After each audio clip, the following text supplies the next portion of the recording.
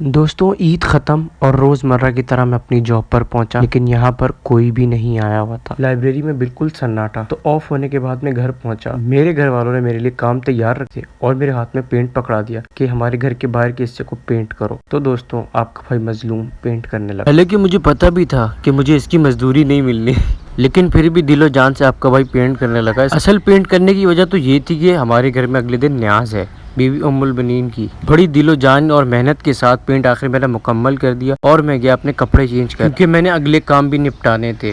اور آپ کے بھائی نے گرم گرم چائے بھی پی۔ اتنے سارے کام کے بعد چائے نہ تو پھر کچھ نہیں پیا۔ دوستوں آخر کار میں اور بھائی مل کر پرانے والے ترغے اتارنے لگے اور جو نئے ہم نے ایران سے بنائے تھے وہ ترغے لگانے لگے۔ اور سچ پوچھے تو یہ ترغا مجھے بہت ہی پسند آیا۔ ایک تو اس کا کلر اور اوپر سے میرے سب سے فیوریٹ مولا کا نام۔ آپ خود دیکھ سکتے ہیں کہ پیچھے کتنا پیارا لگ رہا ہے یہ بینر۔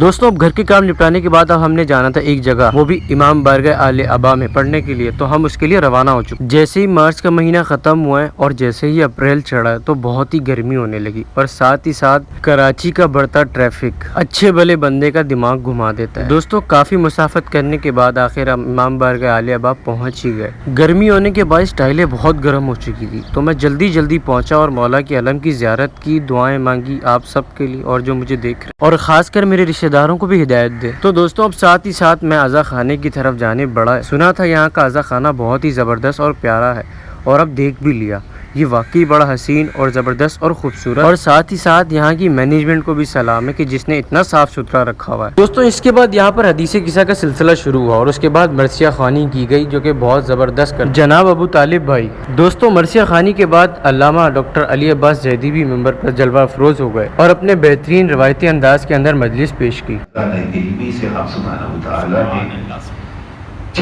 دوستوں مجلس کے اختتام پر مولانا نے معصومین کی بارگاہ میں نظر دلوائی اور ہم نے کھائی بڑے مزے سے، اور اس کے بعد اب ٹائم تھا گھر جانے کا، تو ہم نکلے اپنے گھر کی طرف۔ ملتے ہیں آپ سے نئے ولاگ میں، تب تک کے لیے اللہ حافظ۔